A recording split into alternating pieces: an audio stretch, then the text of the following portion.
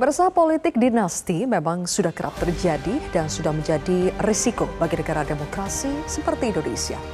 Hal ini sebenarnya sah-sah saja selama bisa mensejahterakan masyarakat. Dan yang harus digarisbawahi adalah politik dinasti tersebut harus diraih dengan tidak melanggar etika politik dan tidak melanggar tatanan konstitusional negara. Kalau semua itu dilanggar berarti bisa disebut politik dinasti akan membunuh demokrasi. Inilah yang akan kami sajikan dalam editorial malam hari ini, Politik Dinasti Membunuh Demokrasi. Bersama saya, Zilvia Iskandar.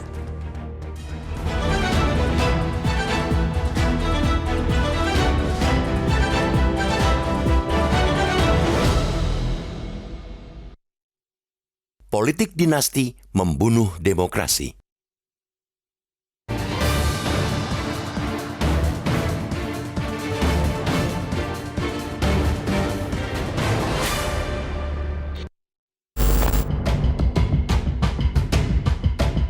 Demokrasi di Indonesia sedang berada di ujung tanduk. Presiden Joko Widodo yang diharapkan membuat demokrasi kita makin sehat dan sempurna justru melakukan hal sebaliknya. Alih-alih berlaku netral, Joko Widodo justru mengeluarkan pernyataan kontroversial bahwa seorang presiden boleh kampanye dan berpihak dalam perhelatan pemilu 2024. Pernyataan ini sebagai respons karena dirinya berkali-kali dituding cawe-cawe dan melakukan kampanye terselubung untuk mendukung paslon Prabowo Subianto Gibran Raka Buming Raka. Pihak yang membela Joko Widodo menyebut apa yang dilakukan Joko Widodo sesuai dengan aturan perundangan dan tidak menyalahi konstitusi. Apalagi Joko Widodo yang merupakan ayah dari cawapres Gibran berkali-kali mengklaim dirinya tidak melakukan kampanye. Namun banyak kalangan melihat aksi yang dilakukan Joko Widodo sudah membahayakan praktik demokrasi yang sudah dirintis sejak 1998. Mereka, para kelompok kritis itu, melihat ada motif Joko Widodo memperpanjang kekuasaannya. Salah satu caranya dengan mempraktikkan politik dinasti yang dilakukan dengan menekuk aturan. Walaupun banyak perdebatan, sebenarnya tidak ada yang salah dengan praktik politik dinasti di dalam negara demokrasi. Setiap kepala negara atau pemerintahan berhak menyiapkan penerus terah politik kekuasaan yang pernah dimiliki orang tuanya. Sebut saja Presiden George W. Bush yang merupakan anak mantan Presiden George Bush di Amerika Serikat, atau Perdana Menteri Kanada Justin Trudeau yang merupakan anak mantan Perdana Menteri Pierre Trudeau, atau ada klan Kennedy yang pada era 1960-an begitu berpengaruh di Amerika Serikat. Namun, apa yang dilakukan para penguasa di negara demokrasi tersebut untuk memperpanjang dinasti politik tidak menjadi polemik, apalagi sampai merusak tatanan demokrasi di negara masing-masing. Pasalnya, semua proses perebutan kekuasaan dilakukan dengan cara yang konstitusional dan tidak melanggar etika politik yang berlaku di negara tersebut. Sedangkan apa yang dipertontonkan di negeri ini untuk meneruskan terah politik justru terlihat sebaliknya. Bukannya memberikan proses kaderisasi dan pematangan berpolitik, politik dinasti dijalankan dengan rupa-rupa cara, bahkan hingga menabrak etika.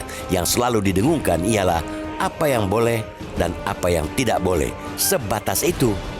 Upaya meraih kekuasaan dengan meneruskan kepada keluarganya tidak lagi dilandaskan pada ukuran pantas atau tidak pantas.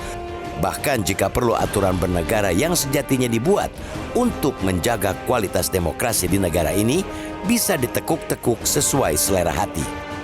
Harus tegas kita katakan bahwa politik dinasti hari-hari ini di negeri ini sudah menjadi embrio rusaknya demokrasi. Ia merupakan pangkal yang bisa mengantarkan demokrasi kita di ujung kematian bila langkah-langkah itu tidak dihentikan. Serangkaian aksi dan pernyataan yang disampaikan pucuk pimpinan di negeri ini tersebut menjadi tanda penolakan atau setidaknya lemahnya komitmen terhadap aturan main demokrasi. Bahkan langkah-langkah itu kian hari kian menunjukkan upaya mengabaikan dan berusaha melemahkan, bahkan mematikan demokrasi. Sungguh tragis.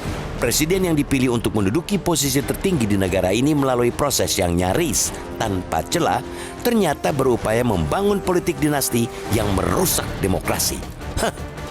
kita mesti tegas menolak segala upaya serius pelemahan demokrasi yang pencapaiannya tidak sekadar dengan cucuran keringat dan air mata, tapi juga cucuran darah dan hilangnya nyawa. Stop aksi brutal merusak demokrasi.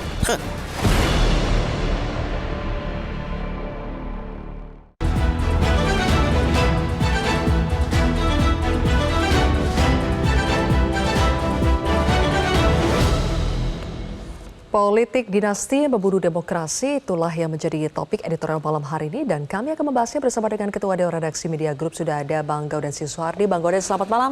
Selamat malam, Sylvia. Bang Gaudens, tadi katanya banyak perdebatan bahwa sebetulnya politik dinasti itu sah-sah saja. Tapi kenapa editorial malam hari ini mengatakan bahwa politik dinasti membunuh demokrasi? Ya, yang pertama-tama kita harus katakan inilah tahun yang mengerikan. Dalam bahasa Latin yang disebut Annus Horribilis, ya, Annus Horribilis itu tahun mengerikan. Mengerikan karena apa? Karena lahirnya politik dinasti di tingkat nasional. Nah, politik dinasti tentu hanya membuat demokrasi sakit.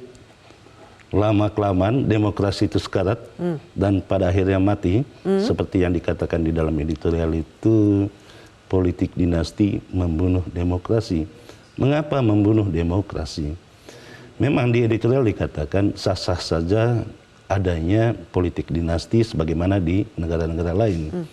Tetapi menjadi tidak sah ketika proses menuju itu menerabas seluruh aturan-aturan yang berlaku di dalam konstitusi. Itu yang pertama.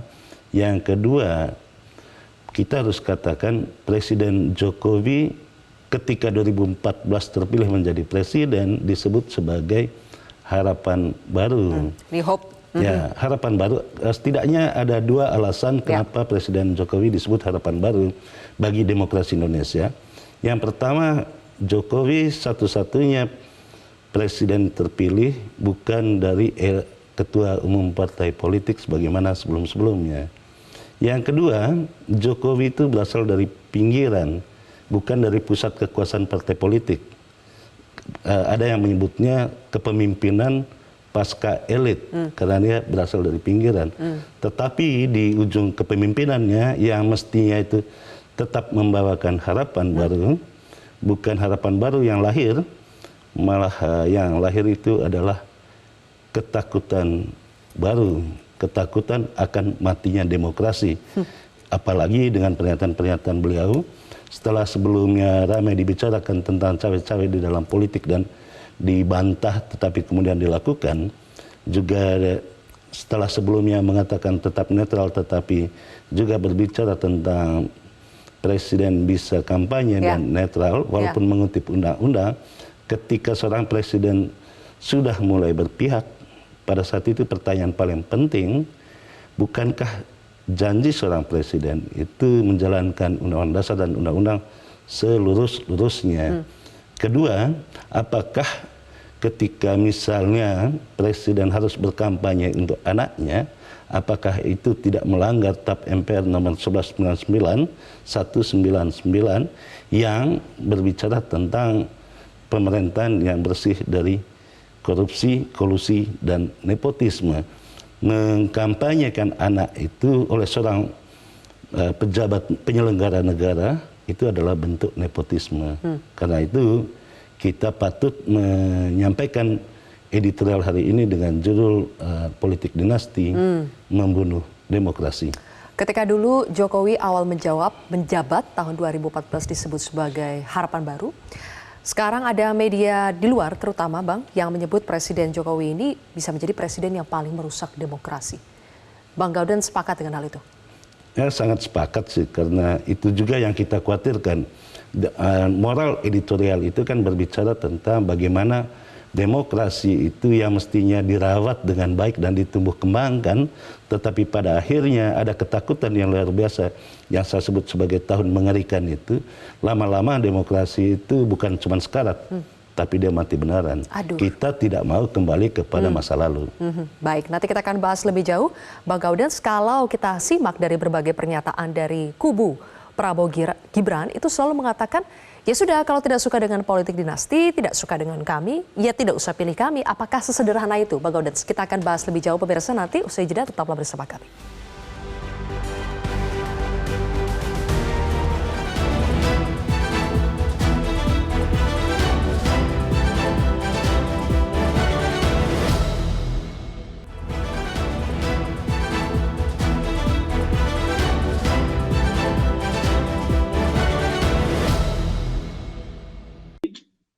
pesan dari situasi ini?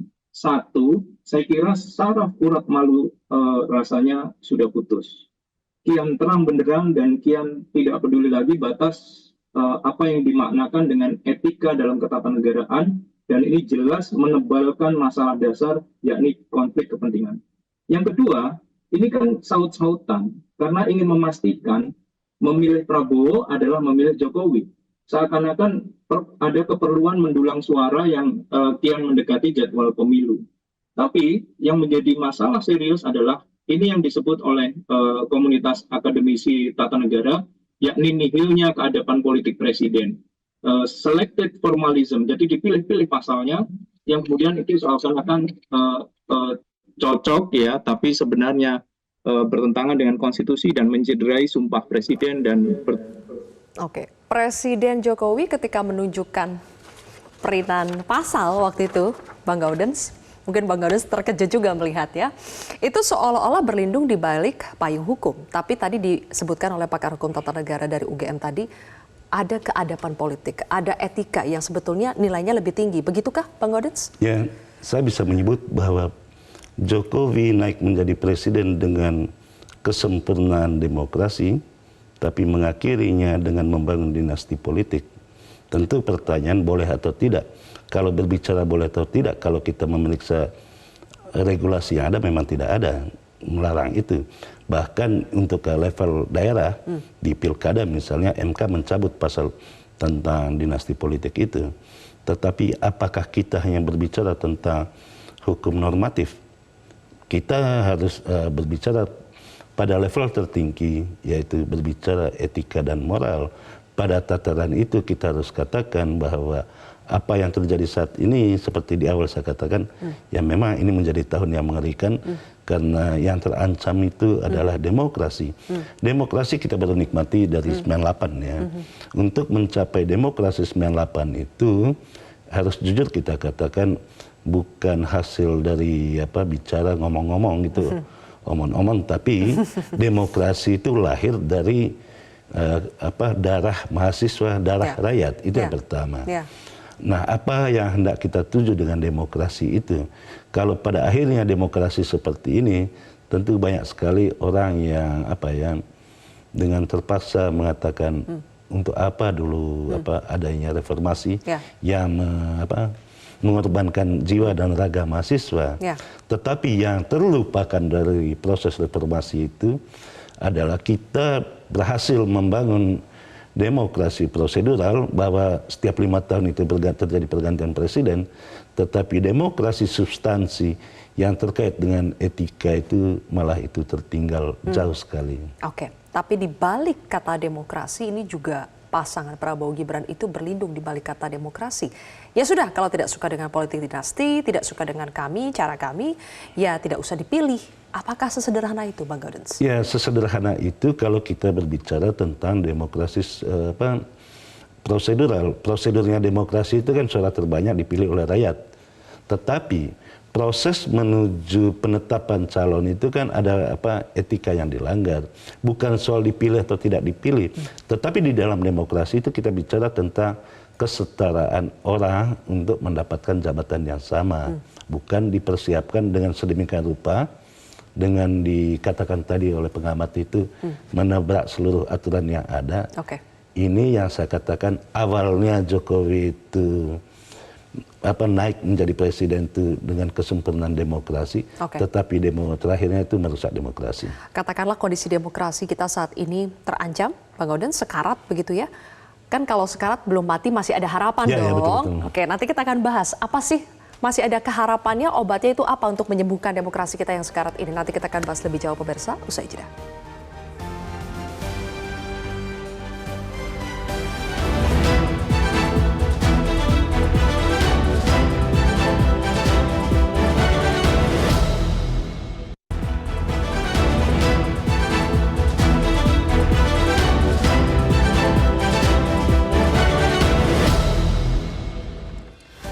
Pemirsa, dalam polling yang dilakukan oleh Metro TV, apakah politik dinasti dengan menabrak aturan adalah bentuk pelemahan demokrasi? 88% warganet di akun Instagram @metrotv menjawab ya. Selanjutnya kita lihat juga apakah politik dinasti dengan menabrak aturan adalah bentuk pelemahan demokrasi. Yang ada di akun XR Metro TV, 91% warganet juga menjawab ya. Oke, warganet sudah setuju, Bang Gaudens, bahwa politik dinastik yang menabrak aturan ya, spesifik ini yang menabrak aturan adalah bentuk pelemahan demokrasi. Kalau demokrasi kita sudah lemah dalam keadaan sekarang, tadi seperti yang Bang Gaudens deskripsikan, masih ada harapan nggak sih kita bisa menyelamatkan demokrasi ini, Bang Gaudens? Oh, pasti harapan. Harapan itu harus selalu ada. Sepanjang ada napas itu manusia itu harus tetap berharap. Selama bangsa ini ada, demokrasi itu harus menjadi harapan dan harus terus dirawat. Cara merawatnya bagaimana? Tentu tanggal 14 Februari lah yang menentukan apakah kita mau menjadikan tahun ini sebagai tahun yang mengerikan atau tahun penyelamatan demokrasi. Karena itu pilihlah calon pemimpin sesuai dengan hati nurani di dalam bilik suara, bukan karena ada apanya, tetapi harus memilih dengan penuh tanggung jawab. Hanya itu cara kita untuk menjadi pemilih yang cerdas, dan saya yakin rakyat sangat cerdas untuk menentukan pilihan di 14 Februari. Oke, jadi yang bisa memberikan harapan itu adalah rakyat sendiri ya, Bang? Ya, rakyat sendiri harus menjadi pemberi harapan, dan harapan itu sendiri adalah rakyat. Baik, terima kasih Bang Gaudens sudah bergabung bersama kami di editorial malam hari ini, pemirsa. Saya Zilvia Iskandar mewakili rekan-rekan bertugas mengucapkan terima kasih atas kebersamaan Anda. Sampai jumpa. Terima kasih. Terima kasih. Metro TV. Jelajahi cara baru mendapatkan informasi. Download Metro TV Extend sekarang.